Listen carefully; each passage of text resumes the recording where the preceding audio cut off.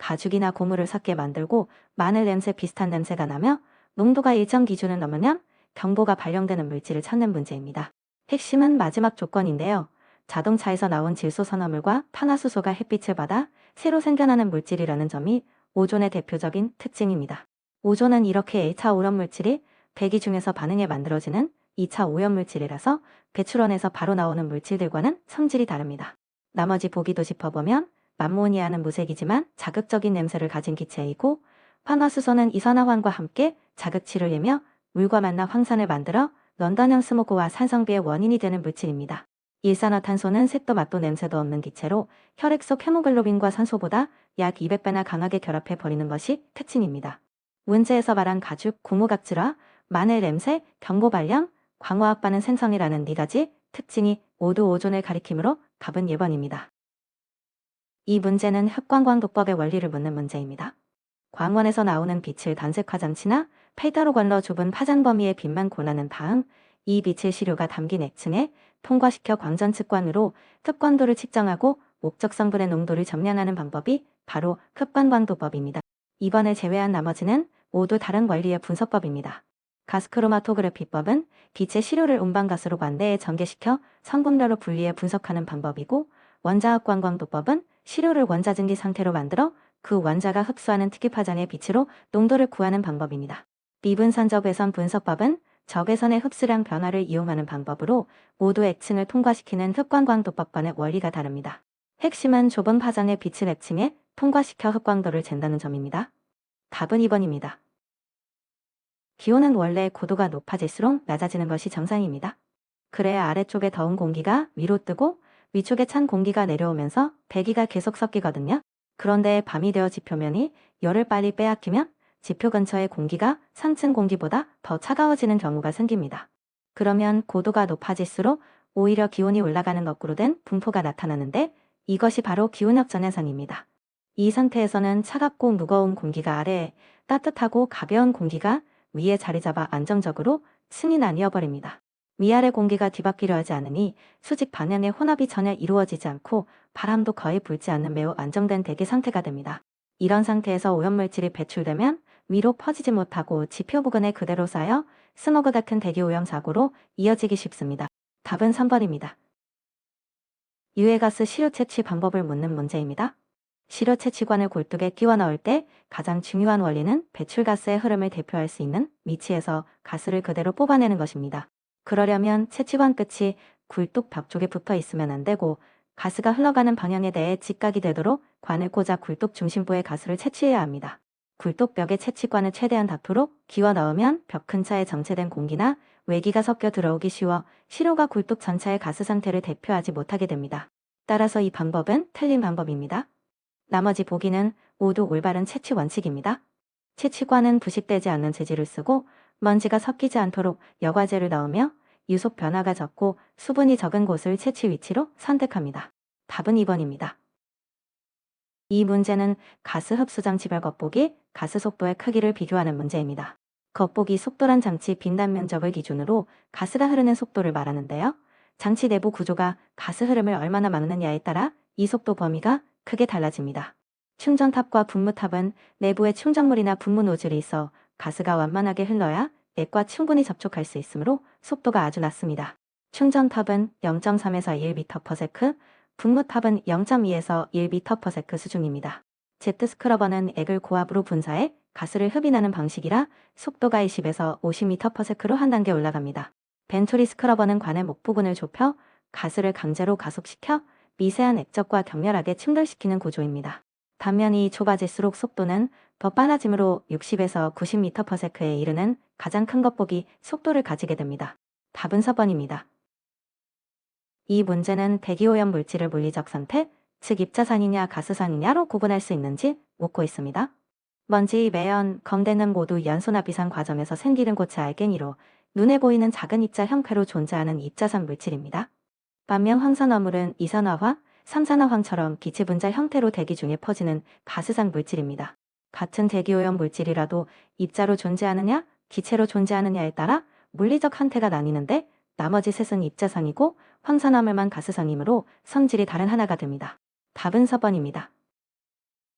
복사역전은 지표면의 열복사 능각 때문에 생기는 현상이라는 점이 핵심입니다. 낮에는 일사로 지표가 데워지지만 해가 지면 지표면은 열을 계속 복사하며 식어갑니다.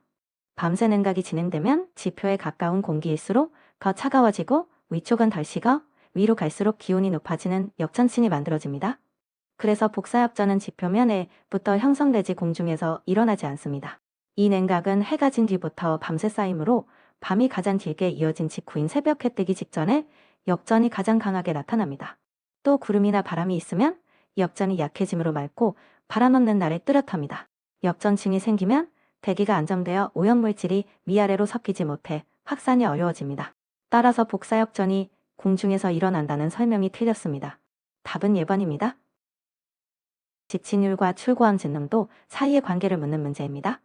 지층율이란 들어온 먼지 중 걸러낸 비율이므로 빠져나가는 비율 즉 출고, 쪽 통과율은 퍼센트가 됩니다. 처음에는 직진율 99%였으니 통과율은 1%였고 성능이 떨어져 직진율 97%가 되니 통과율은 3%가 됩니다. 입고 함진 농도는 그대로이므로 출고 농도는 이 통과율에 비례해서 정해집니다. 숫자만 보면 99에서 97로 겨우 2%비 떨어진 것 같지만 실제 빠져나가는 먼지량 기준으로는 통과율이 1%에서 3%로 늘어난 것이니 출고 농도는 3배로 증가하는 셈입니다. 직진율이 높을수록 작은 하락에도 출고 농도가 크게 뛴다는 점을 기억해 두시면 좋습니다. 답은 2번입니다. 1차 오염물질과 2차 오염물질을 구분하는 문제입니다. 1차 오염물질은 배출원에서 그대로 나오는 물질이고 2차 오염물질은 그 1차 오염물질들이 대기 중에서 자외선을 받아 서로 반응해 새로 만들어지는 물질입니다. 대표적인 것이 광화학 스모그의 주역인 오존, 과산화수소, PAN인데요. 이들은 지수산화물과 탄화수소가 햇빛 아래 광화학 반응을 거쳐 생성되므로 전형적인 2차 오염물질에 해당합니다. 반면 암모니아는 공장이나 축사 등에서 그 자체로 대기 중에 직접 배출되는 물질이므로 1차 오염물질입니다. 따라서 오존, 과산화수소, PAN은 2차 오염물질이고 암모니아만 1차 오염물질에 해당하므로 답은 3번입니다. 엘니뇨는 열대 태평양의 해수면 온도로 판단하는 현상입니다. 남미 해안에서 중태평양에 이르는 넓은 바다의 월평균 해수면 온도가 평년보다 0.5도 이상 높은 상태가 6개월 이상 지속되면 엘니뇨라고 부릅니다. 반대로 0.5도 이상 낮은 상태가 지속되면 라니냐입니다. 원래 이 바다는 무역풍이 동쪽에서 서쪽으로 불면서 따뜻한 표층수를 서쪽으로 밀어내고 그 자리를 남미 쪽 찬신 층수가 채우는 용승이 일어나는 곳입니다. 그런데 무역풍이 약해지면 찬물이 잘 올라오지 못해 남미 쪽 바다까지 따뜻해지는데 이것이 바로 엘니뇨입니다.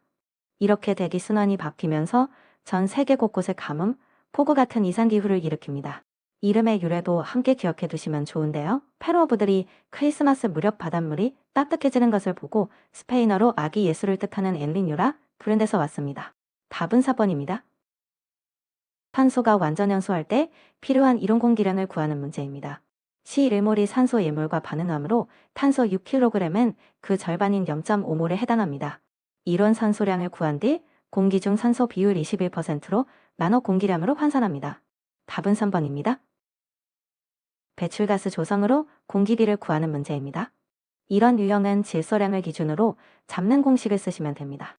공기비에만 질소를 실제 산소 소비량으로 나누는 식으로 구하는데 산소가 인분이 있으면 그만큼 공기를 더 넣었다는 뜻이므로 m이 1보다 커집니다. 분모가 질소보다 작아지는 만큼 값이 1보다 큰 쪽으로 나오는 것이 당연합니다. 산소가 8%나 남아있다는 것은 이론 공기량보다 상당히 많은 공기를 불어넣었다는 의미이니 공기비가 1.1점도로 크게 나오는 것도 자연스럽습니다. 답은 2번입니다. 충전탑에 쓰이는 충전물이 갖추어야 할 조건을 묻는 문제입니다. 충전물의 역할은 가스와 액체가 만나는 표면적을 최대한 넓혀서 접촉을 잘 시키는 것입니다. 그래서 단위 부피당 표면적은 커야 하고 가스가 잘 빠져나가도록 공급률은 크고 압력 손실이나 마찰 저하는 작아야 합니다. 문제는 홀드업입니다. 홀드업은 충전층 안에 액체가 머물러 있는 양을 말하는데 가스 유속이 커질수록 액이 빠져나가지 못하고 충전층에 쌓이는 억류 현상이 심해지면서 압력 강화가 커집니다. 압력 손실을 키우는 원인이므로 홀드업은 오히려 작아야 좋은 충전물입니다. 따라서 홀드업이 커야 한다는 3번 설명이 틀린 내용입니다. 답은 3번입니다. 이 문제는 표준 상태에서 물이 수증기로 바뀔 때 부피를 구하는 계산입니다. 표준 상태의 증경도 1기압에서는 기체 1몰이 함성 22.4리터의 부피를 차지합니다. 물에 분자량은 수소 2 더하기 산소 16으로 18이므로 물 18g이 수증기가 되면 이 몰인 22.4리터가 되는 것이 기준값입니다. 여기서는 물이 6.6g이니 이 비례관계를 그대로 이용해 주시면 됩니다. 6.6g은 18g보다 훨씬 작은 양이니 부피도 22.4리터보다 훨씬 작게 나오는 것이 당연한데 계산해보면 8.21리터 정도로 떨어집니다. 답은 4번입니다. 흡착법의 특징을 묻는 문제로 물리적 흡착과 화학적 흡착의 차이를 구분하는 것이 핵심입니다. 물리적 흡착은 반대르발스 힘으로 들러붙는 것이라 결합력이 약해 온도를 올리면 쉽게 떨어지는 가역 반응이고 재생이 쉽습니다. 반면 화학적 흡착은 화학결합이 새로 생겨 결합력이 강하고 잘 떨어지지 않는 비가역 반응이라 재생이 어렵습니다. 따라서 화학적 흡착을 가역적이고 재생이 용이하다고 서술한 3번이 틀렸습니다. 답은 3번입니다. 노르말 농도 N을 ppm으로 바꾸는 문제입니다. 여기서 핵심은 수산화나트륨 2노르말이 몇 그램/L인지 리터인지 아는 것입니다. 수산화나트륨의 노르말 농도는 분자량을 당량수로 남은 값, 즉 40g이 1당량이 되어 이 노르말은 40g/L입니다. 리터입니다. 문제는 0.01 노르말이므로 여기에 0.02를 곱해주셔요. ppm은 mg/L 리터, 과 같은 단위이므로 g/L에 1000을 곱해 mg/L 리터로 바꿔주면 그대로 ppm 값이 됩니다. 노르말 농도는 g/L, ppm은 mg/L로 바로 연결된다는 점만 기억하면 됩니다. 답은 2번입니다. 윙클러 아자이드 화나트륨 변법으로 용존산소를 측정할 때 쓰는 표준적 점액을 묻는 문제입니다. 시료에 황산망가니즈와 알칼리성 아이오디너 칼륨을 넣으면 수산망가니즈가 생기고 이것이 물속 용존산소와 만나 산화됩니다.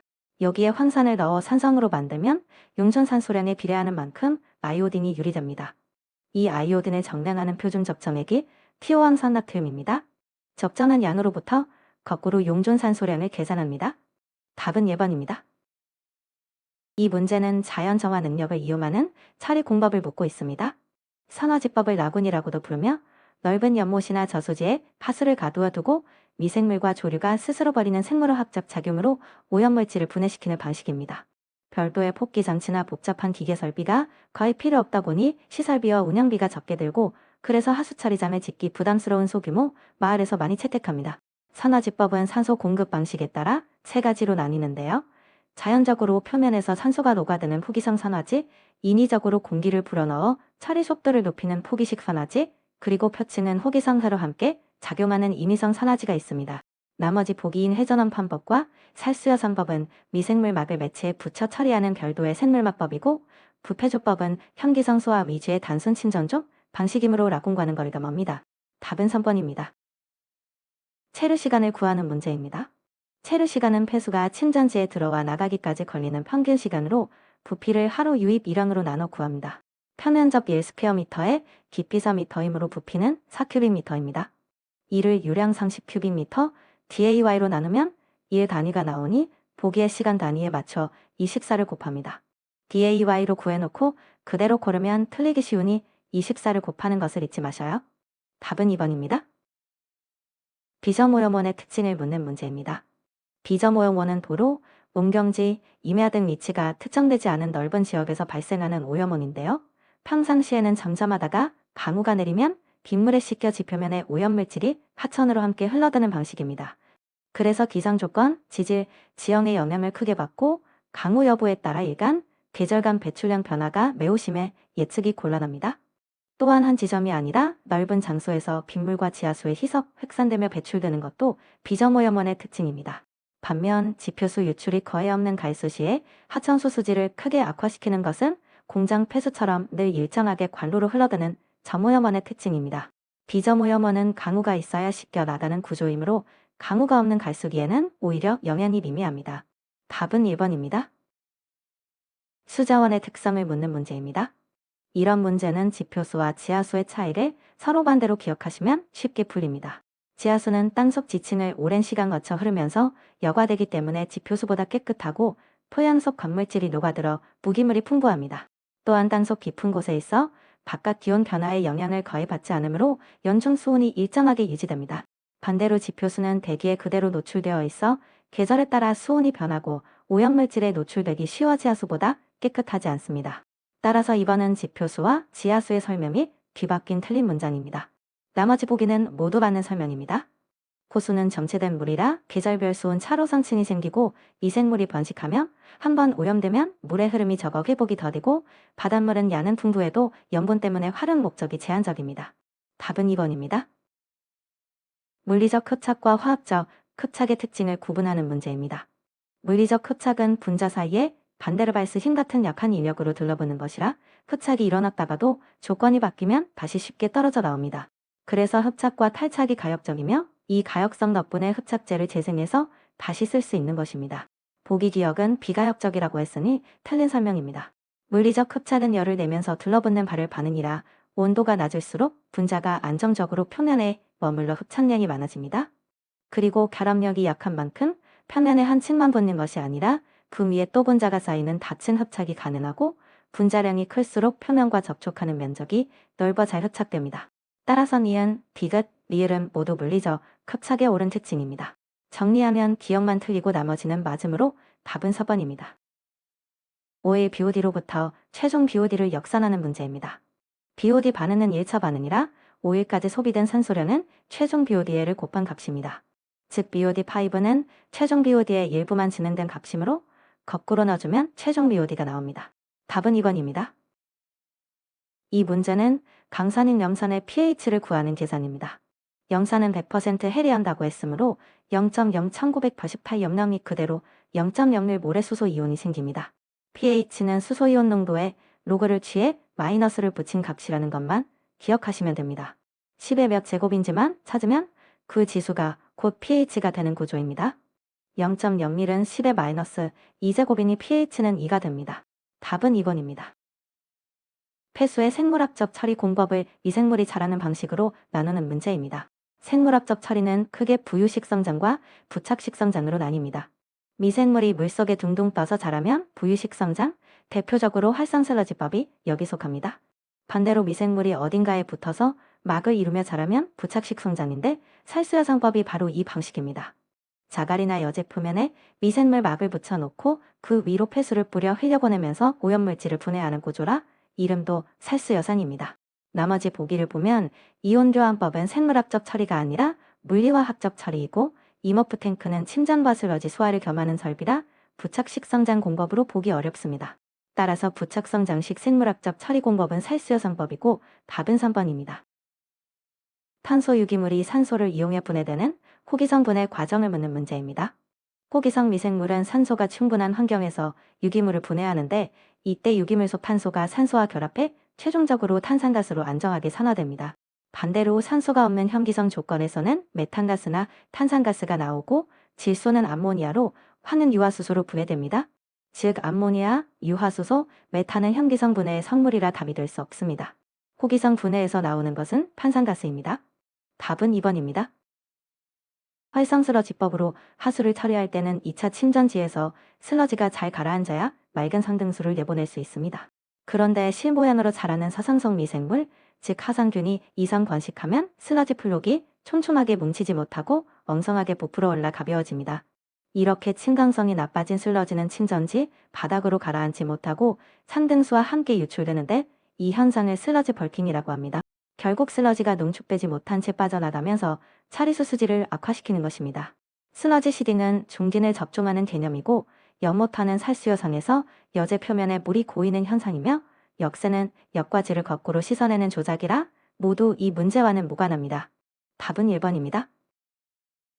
응집침전은 폐수 속의 미세한 콜로이드 입자를 약품으로 뭉쳐서 가라앉히는 처리법입니다. 그래서 이 콜로이드 자체의 특성과 콜로이드를 잘 뭉치게 만드는 주변 조건들이 핵심 영향인자가 됩니다. 먼저 COLLOID의 종류와 농도는 당연히 직접적인 영향을 줍니다. 입자가 많고 성질이 다르면 필요한 응집제, 양과 반응 자체가 달라지기 때문입니다. 수온이 낮으면 물의 잠성이 커져 입자끼리 부딪혀 뭉치는 응집 반응 속도가 느려지므로 수온도 중요한 인자입니다. pH는 응집제가 수산화물 플록을 만드는 최적 반응 구간이 정해져 있어 역시 결정적이며 알칼리도와 교반 조건도 플록 형성에 함께 작용합니다. 반면 DO, 즉 용존산소는 호기성 생물 처리나 산화 반응에서 중요한 인자이지 콜로이드를 화학적으로 응집시키는 과정과는 직접 관련이 없습니다. 답은 3번입니다. 이 문제는 폐수 처리 방법 중에서 고액 분리, 즉 물과 고용 입자를 분리하는 방법이 아닌 것을 찾는 문제입니다. 침전, 부성분리, 침사지는 모두 물리적으로 입자를 물에서 가라앉히거나 띄워서 분리해내는 대표적인 고액분리 공정입니다.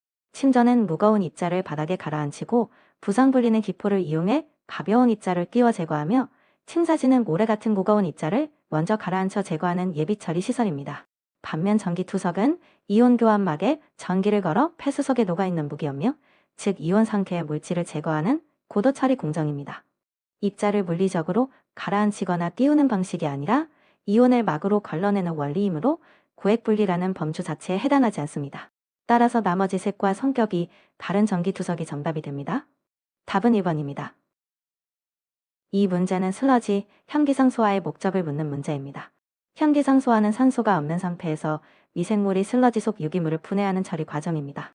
이 과정을 거치면 병원균이 상당수 섬멸하고 유기물이 분해되면서 슬러지의 무게와 부피가 줄어들며 분해 과정에서 메탄가스 같은 부산물이 생겨 이를 에너지원으로 회수할 수 있습니다. 하지만 독성 중금속이나 모기물은 유기물이 아니기 때문에 미생물이 분해할 수 있는 대상이 아닙니다. 이런 물질을 없애려면 현기성 소화가 아니라 별도의 고도 폐수 처리 공정이 필요합니다. 즉 현기성 소화의 목적에 해당하지 않는 것을 찾으면 되므로 답은 2번입니다. 자, TEST는 원수의 응집 형태를 미리 실험해서 최적의 응집제 주입 조건을 찾는 시험입니다. 6개의 자에 같은 원수를 담고 응집제 주입량만 다르게 넣은 뒤 극속교반으로 약품을 고루 섞고 완속교반으로 플럭을 키우고 20분간 가만히 두어 가라앉힙니다. 그 다음 각자의 위쪽 맑은 물을 떠서 팍도를 재는데요. 팍도가 가장 낮게 나온 자에 넣었던 응집제 주입률이 바로 그 원수에 맞는 최적 주입량이 됩니다. 즉 TEST의 목적 자체가 응집제의 종류와 주입량을 실제 원수로 미리 확인해 점하는 것이므로 정수장 응집 공정 설계, 온전에서 응집제 선정과 주입량 결정에 가장 깊이 관련됩니다. 답은 2번입니다. 이 문제는 염소 소독 시 생기는 살균력의 크기를 비교하는 문항입니다. 액체 염소를 물에 주입하면 유리잔류염소인 차하염소산과 차하염소산 이온이 생기고 여기에 암모니아섬 질소 등이 있으면 결합잔류염소인 클로라민이 만들어집니다. 이 중 살균력이 가장 강한 것은 전기적으로 중성인 차하염소산입니다. 세균의 세포막은 음전화를 띠고 있어서 같은 음전화인 차하염소산 이온은 반발력 때문에 세포 안으로 잘 침투하지 못하는 반면 중성인 차하염소산은 세포막을 쉽게 뚫고 들어가 살균 효과가 훨씬 큽니다. 그래서 살균력 크기는 차하염소산 다음이 차하염소산 이온 다이고 그이고 클로라민이 가장 약한 순서가 됩니다. 클로라민은 살균력은 약하지만 잔류성이 길어 소독 효과가 오래 지속되는 특징이 있습니다. 정리하면 차하염소산이 가장 크고 차하염소산 이온 소산 이온 셰프세 EMIN이 순서이며 답은 3번입니다. 산성 폐수를 중화시킬 때 쓰는 중화제를 값과 반응 특성으로 비교하는 문제입니다. 가성소다나 소다에 같은 알칼리, 금속겸은 물에 잘 녹아서 반응이 빠르고 pH 조절도 정확하지만 그만큼 가격이 비싸다는 단점이 있습니다. 반면 소석회 수선화 칼슘 같은 알칼리 토금속겸은 값이 저렴해서 널리 쓰이는데 용해도가 낮아서 미분말이나 슬러리 상태로 넣어줘야 하고 반응 생성물 대부분이 물에 잘 안 녹는 불용성이라 실러지가 많이 발생합니다. 문제에서 말하는 값싸고 용해 속도가 느리고 슬러지가 많이 생기는 중화제라는 조건이 바로 이 소석회의 특성과 정확히 일치합니다. 답은 3번입니다. 이 문제는 최종 침전지에서 침전성이 좋은 슬러지가 갑자기 떠오르는 슬러지 부상 현상의 원인을 묻고 있습니다. 핵심은 질소의 흐름입니다. 폭기조에서는 산소가 충분하니 암모니아성 질소가 질산화되어 질산성 질소로 바뀌고 이 슬러지가 최종 침전지로 넘어갑니다. 이곳에서 체류 시간이 길어져 DO가 부족해지면 미생물이 산소 대신 질산성 질소를 이용해 호흡하는 탈질 작용이 일어납니다. 이 과정에서 질소가스가 발생하는데 이 기체가 슬러지 플럭 사이에 미세한 기포로 붙으면서 부력을 만들어 슬러지 전체를 물 위로 띄워 올립니다. 즉 슬러지 자체의 침전성은 정상이어도 가스 부력이 억지로 들어올리는 현상이므로 원인은 슬러지 성산이 아니라 탈질 작용입니다. 층리 형성, 이온 전도도 차이, 색도 차이는 슬러지가 뜨는 것과 직접적인 관련이 없습니다. 답은 3번입니다. 진한 황산의 물 농도를 구하는 문제입니다. 비중, 농도, 분자량이 주어지면 아래 공식에 그대로 대입하시면 됩니다. 물 농도는 용액 1리터의 무게에 농도를 곱해 순수한 용질의 무게를 구한 다음 이를 분자량으로 나누어 몰수로 바꿔주는 방식으로 구합니다. 비중이 1.84이므로 이 황산 1리터의 무게는 1840g이 되고 여기에 농도 70 곱하면 실제 황산만의 무게가 나옵니다. 이것을 분자량 98로 나누면 몰수, 즉 몰농도가 됩니다. 비중과 농도가 높을수록 같은 부피 안에 녹아있는 용질의 양이 많아지므로 몰농도도 커진다는 점만 기억해 두시면 이런 이론은 공식대입만으로 쉽게 풀립니다. 답은 3번입니다. 이 문제는 폐기물 발생량을 어떻게 조사하는지 그 방법을 묻고 있습니다.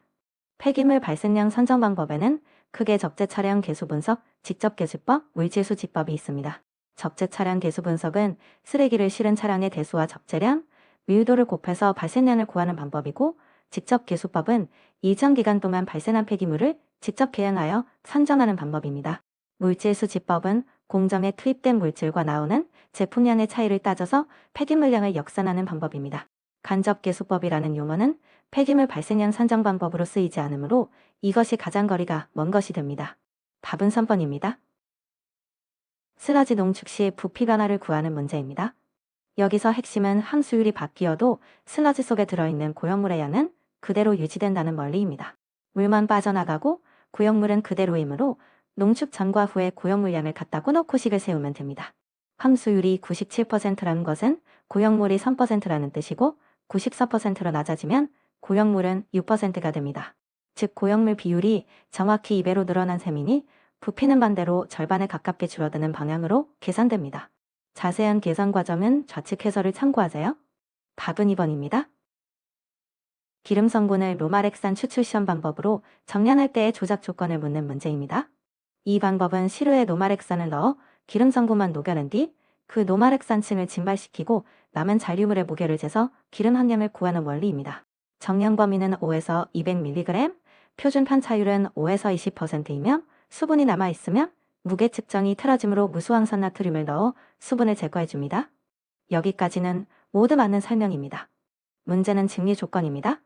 전기멘트의 온도는 105에서 110도가 아니라 80도로 유지하면서 노말액산이 매 초당 한 방울씩 천천히 떨어지는 속도로 증류해야 합니다. 온도를 너무 높게 잡으면 기름 성분까지 함께 날아가 버려 결과값이 낮게 나올 수 있기 때문에 낮은 온도에서 천천히 증류하는 것이 핵심입니다. 따라서 온도와 속도 조건을 잘못 서술한 3번이 틀린 설명이며 답은 3번입니다. 부식성 폐기물 중 폐산의 판정 기준을 묻는 문제입니다. 지정 폐기물 분류에서 부식성 폐기물은 액체 상태의 폐기물을 대상으로 하되 산성인지 알칼리성인지에 따라 수소이온 농도 지수로 기준을 나눕니다.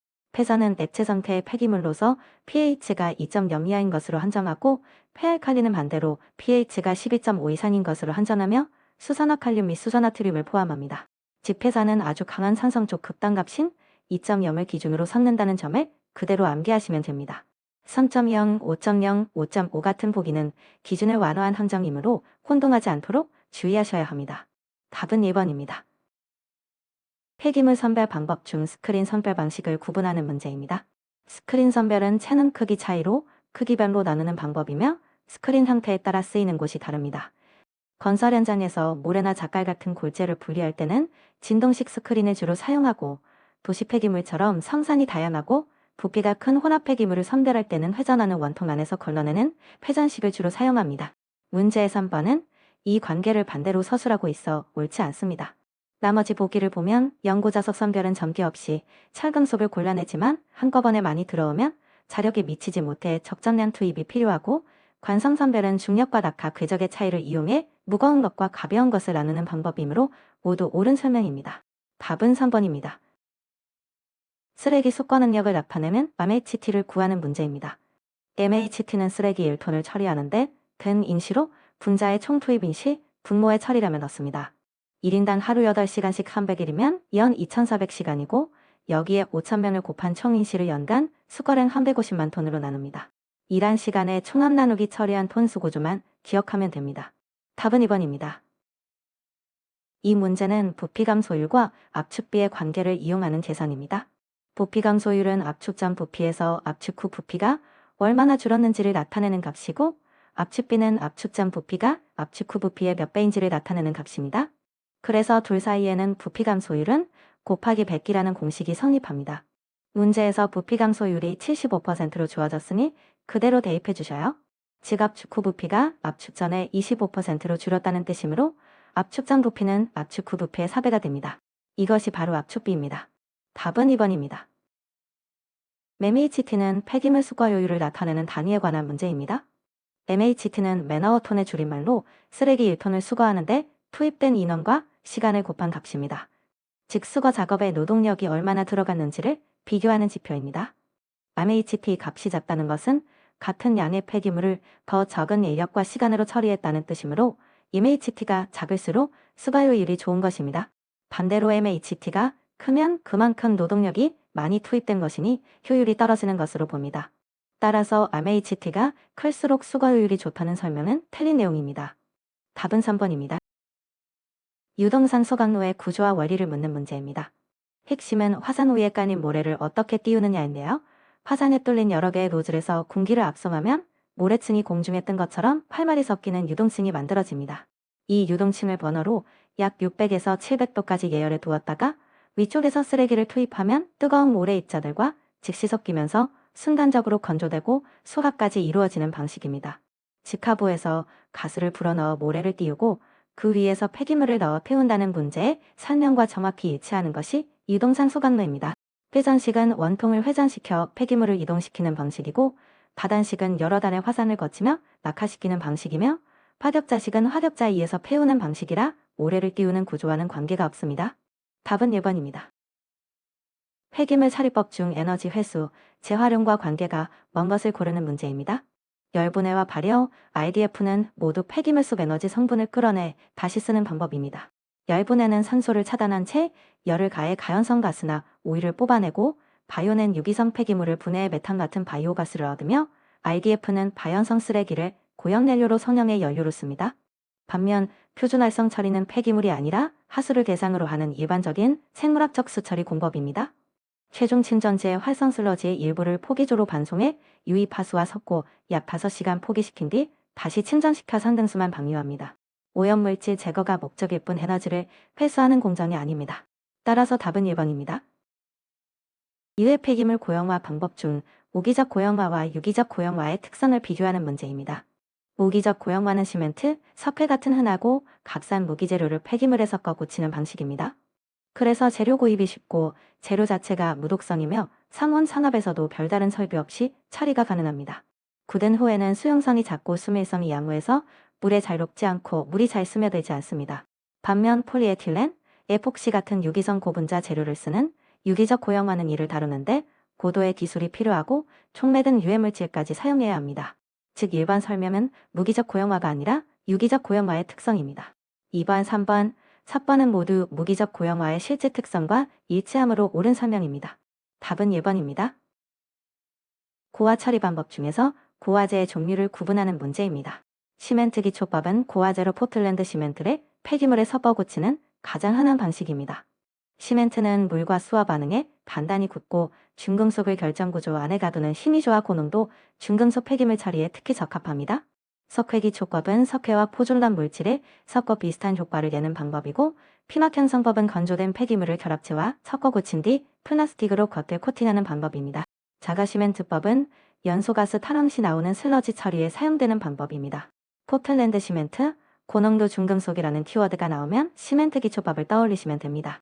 답은 3번입니다.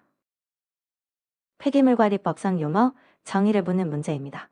보건, 의료기관, 동물병원, 시험 검사기관 등에서 나오는 폐기물 중 인체에 감염 등 위해를 줄 우려가 있는 것, 그리고 인체 조직 등 접촉물, 실험동물의 사체처럼 보건, 환경보호상 특별한 관리가 필요한 폐기물을 가리키는 용어를 찾으시면 됩니다. 이런 폐기물은 단순히 병원에서 나왔다고 해서 병원 폐기물이라 부르지 않고 감염 위험성과 특별관리 필요성에 초점을 맞추어 의료 폐기물이라고 정의합니다. 폐기물관리법상 의료 폐기물은 다시격리 의료 폐기물, 위해 의료 폐기물, 일반 의료 폐기물로 구분되므로 이 용어가 법적으로 하나의 큰 범주를 이룬다는 점을 함께 기억해 두시면 됩니다. 병원 폐기물이나 적출 폐기물, 기관 폐기물은 법에서 정의하는 정식 용어가 아니라 일부 개념만 담은 유사 표현이므로 정답이 될 수 없습니다. 답은 2번입니다. 텔비관은 미생물이 유기물을 분해하는 과정이라 미생물이 먹기 쉬운 물질일수록 분해가 빠릅니다. 아미노산, 탄수화물, 글루코스 같은 물질은 구조가 단순하고 미생물이 바로 이용할 수 있어서 분해가 잘 되고 텔비화도 원만히 진행됩니다. 반면 리그닌은 셀룰로스와 함께 식물 세포벽을 이루는 물질인데 방향족 고리가 복잡하게 얽힌 매우 단단한 구조라 미생물 효소가 쉽게 공략하지 못합니다. 그래서 폐비화 과정에서 가장 늦게, 가장 더디게 분해되는 물질로 꼽힙니다. 문제에서 아미노산, 탄수화물, 글루코스는 모두 분해가 잘 되는 조기물로 속어되고 분해가 어려울 리그는 많습니다. 답은 2번입니다. 이 문제는 유기물을 완전 연소시키기 위한 소각 성능의 3, T를 묻고 있습니다. 3, T는 체류 시간, 온도, 혼합세 가지입니다. 폐기물이 소각로 안에 충분히 오래 머물러야 끝까지 다 타고 온도가 충분히 높아야 열분해와 산화반응이 완결되며 폐기물과 공기가 골고루 섞여야 산소 공급이 충분해 불완전연소가 줄어듭니다. 보기 중 기압은 이 3, T에 속하지 않습니다. 완전연소를 결정짓는 핵심은 압력이 아니라 온도, 시간, 혼합이므로 답은 2번입니다. 화격자 소각로는 컨베이어처럼 생긴 화격자 위에 쓰레기를 계속 얹어 태우면서 서서히 이동시켜 밭한지는 반대쪽 끝으로 밀어내는 구조입니다. 쓰레기가 들어오는 쪽과 나가는 쪽이 나뉘어 있어 소각과 배출이 끊기지 않고 연속적으로 이루어지고 그만큼 대량의 쓰레기를 처리하기에 유리합니다. 나머지 보기는 화격자 방식의 단점을 거꾸로 서술한 것입니다. 쓰레기가 화격자 위를 천천히 이동하며 파야함으로 체류 시간이 길고 별도의 강한 뒤섞음 장치가 없어 교발력은 약한 편입니다. 또한 열에 쉽게 녹는 물질을 넣으면 화격자 틈에 눌어붙어 막히는 현상이 생기므로 적합하지 않고 화격자를 움직이는 고동부가 계속 마찰을 받아 마모 손실도 큰 편입니다. 이렇게 화격자 소각로의 핵심 장점은 연속 소각, 연속 배출이 가능하다는 점이므로 답은 2번입니다. 매립지 복토는 쓰레기층을 덮어서 여러 문제를 동시에 막아주는 중요한 공정입니다. 복토를 하면 쓰레기가 공기와 직접 닿지 않아 화재 발생을 막아주고 표면을 다져 덮기 때문에 빗물이 그대로 스며들지 않아 침출수 발생량도 줄어듭니다. 또한 낮은 효과로 매립층이 고르게 가라앉도록 도와 부든 치마도 최소화합니다. 문제는 유해가스인데요. 복도층은 쓰레기 분해로 생긴 가스가 지표로 곧장 뿜어져 나가지 않도록 칼그로 눌러 막아 이동을 억제하는 역할을 합니다. 집가스 이동성을 향상시키는 것이 아니라 반대로 억제하는 것이 복토의 기능입니다. 따라서 유해가스 이동성 향상은 복토 기능과 거리가 먼 내용입니다. 답은 3번입니다. 적환자는 소형 수거차가 모아온 쓰레기를 대형 운반차로 옮겨 싣는 중간 시설입니다. 이걸 왜 만드는지부터 생각해 보시면 답이 쉽게 나옵니다. 목적이 대형 차량으로 한꺼번에 멀리 있는 처리장까지 효율적으로 실어 나르기 위함이니 적환장 자체는 수거지역에서 너무 멀면 안 됩니다. 만약 적환장이 수거지역에서 멀리 떨어져 있으면 소형차가 쓰레기를 싣고 그 먼 거리를 오가야 해서 오히려 수거 효율이 떨어지고 수송비도 늘어납니다. 그래서 적환장은 가능한 한 수거지역과 가까운 곳에 두어야 수송 측면에서 경제적이고 합리적입니다. 나머지 선택지들 주요 간선도로에 인접하고 수송이 경제적이며 공중위생과 환경피해가 최소인 곳은 모두 적환장 입지로 적합한 조건입니다. 답은 4번입니다. 쓰레기 운반에 필요한 트럭 대수를 구하는 문제입니다. 핵심은 하루에 발생하는 쓰레기의 부피를 무게로 바꾼 다음 트럭 한 대가 실을 수 있는 적재량으로 나누어 주는 것입니다. 먼저 부피의 밀도를 곱해 하루 쓰레기 총 무게를 구해주셔요. 트럭 적재량 5톤은 5,000kg이므로 총 무게를 트럭 한 대 적재량으로 나누면 필요한 대수가 나옵니다. 단위를 킬로그램으로 통일해서 나누기만 하면 되는 간단한 문제이니 톤과 킬로그램 환산해서 실수하지 않도록 주의하시면 됩니다. 답은 4번입니다. 매립지 입지를 고를 때는 사람이 사는 곳과 최대한 떨어뜨리는 것이 기본 원칙입니다. 침출수나 악취, 소음, 매립 작업으로 인한 분진 같은 문제가 주민 생활에 직접 영향을 주기 때문에 인구가 밀집한 지역은 애초에 후보지에서 배제해야 하는 곳입니다. 토양이나 지형, 지질, 수문 조건은 반대로 매립지 운영을 안정적으로 뒷받침해주는 요소들입니다. 복토제를 주변에서 구할 수 있으면 시공이 편해지고 매립 용량이 충분히 나오는 지형이면 경제성이 좋아지며 가물을 잘 배제해 침출수 발생을 줄일 수 있는 수문 조건이면 관리가 쉬워집니다. 이런 항목들은 모두 적격 기준에 해당합니다. 그런데 주민 밀집 지역이라는 것은 오히려 피해야 할 부적격적 조건입니다. 답은 1번입니다. 진동 감각에 대한 상념 중 옳지 않은 것을 찾는 문제입니다. 사람은 진동수와 상대적인 변이 크기에 따라 느낌이 달라지며 수직 진동은 4에서 8Hz, 수평 진동은 1에서 2Hz 부근에서 가장 민감하게 느낀다는 것이 정설입니다. 이 세 가지는 모두 맞는 설명입니다. 문제는 진동 가속도의 범위인데요. 인간이 느끼는 최소 진동 가속도 레벨은 55 플러스 마이너스 5 데시벨 정도로 알려져 있습니다.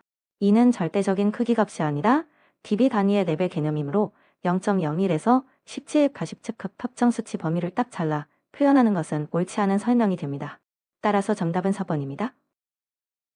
주민은 소리를 웨이에서 메이로 넘겨주는 중간 구간인데 이 구간을 채우고 있는 것이 공기가 아니라 고막에 붙어있는 작은 뼈들이라는 점이 핵심입니다. 귀에서 소리가 전달되는 경로를 매질별로 나누어 보면 웨이는 공기를 통해 음파가 전달되고 주민은 이소골이라는 뼈를 통해 진동이 전달되며 메이는 와우성 림프액을 통해 전달됩니다. 즉 웨이는 공기, 주민은 뼈, 메이는 액체로 매질이 단계별로 바뀌는 구조입니다. 이렇게 매질이 바뀌는 이유는 공기 중의 소리를 액체인 메이의 림프액으로 그대로 넘기면 에너지 손실이 크기 때문인데 중간에 이소골이라는 지렛대 구조가 압력을 증폭시켜 효율적으로 전달해주는 역할을 합니다. 문제에서 묻는 것은 중이 구간의 전달 매질이므로 공기도 림프액도 아닌 뼈가 정답입니다. 답은 4번입니다. 소음 진동환 경우 연공정 시험 기준의 용어 정의를 묻는 문제입니다. 핵심은 변동소음을 어떻게 하나의 대표값으로 나타내느냐인데요. 이때 쓰는 개념이 등가소음도입니다. 측정하는 동안 소음의 크기는 시간에 따라 계속 변동합니다. 이 변동소음이 그 시간 동안 가진 총 에너지를 만약 크기가 일정한 정상소음이었다면 같은 에너지를 내기 위해 얼마의 소음도가 필요했을지로 환산한 것이 등가소음도입니다. 즉 들쭉날쭉한 소음을 에너지 기준으로 평균 낸 대표 소음도라고 이해하시면 됩니다. 나머지 보기도 함께 정리해 두시면 좋습니다. 평가소음도는 대상소음도의 충격음이나 시간대 등에 따른 보정치를 더한 것이고 배경소음도는 대상소음이 없을 때 측정한 소음도이며 정상소음은 애초에 시간에 따른 변동이 거의 없는 소음을 말합니다. 답은 1번입니다. 벽체의 투과 손실을 구하는 문제입니다. 투과 손실은 소리가 벽을 지나며 세기가 얼마나 줄었는지를 dB로 나타낸 값입니다. 먼저 투과일은 투과함의 입사음으로 나눈 값이고 TL은 투과일의 역수에 상용로그를 취해 10을 곱합니다. 투과율이 작을수록 반음 성능이 좋고 TL도 커집니다. 답은 3번입니다. 음압 레벨을 구하는 문제입니다. 음압 레벨은 측정된 음압을 사람이 들을 수 있는 최소 음압인 기준 음압과 비교해서 로그로 나타낸 값입니다. 기준 음압은 2 곱하기 10에 마이너스 5제곱미터/제곱미터로 정해져 있습니다. 계산 결과가 약 94dB로 나옵니다. 자세한 로그 계산 과정은 좌측 해설을 참고하세요. 답은 4번입니다.